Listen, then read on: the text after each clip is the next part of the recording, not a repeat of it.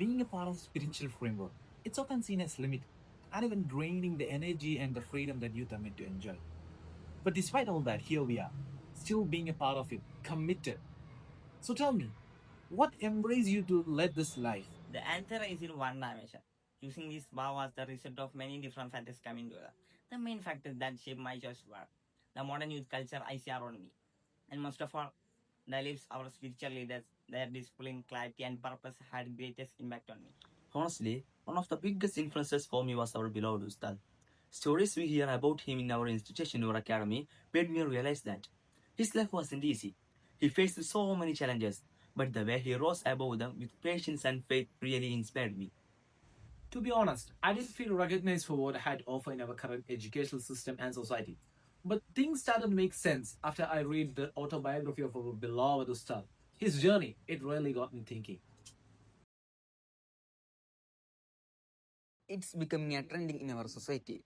And I think that's because, in God's own country, we are known for what's right and meaningful, without getting stuck in I'm not a racial, fan of religious, or autobiographies, social but what boundaries. pulled me into the book was a conversation between the writer R. Girish Kumar and our beloved Ustad.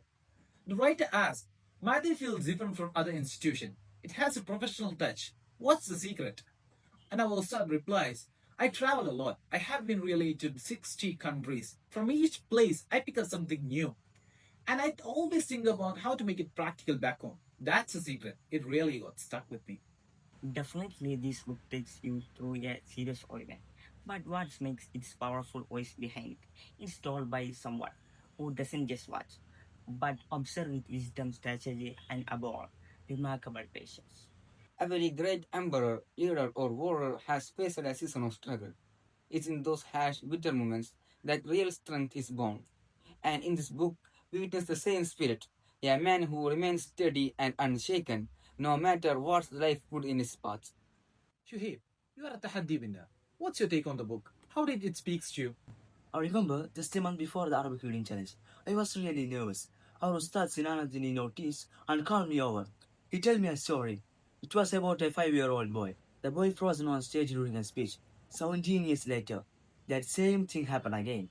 But that same boy grew into one of the greatest Islam scholars of our time. Someone who now speaks to thousands for hours with confidence and clarity. That story hit me hard. When I read it again in the book, it gave me chills.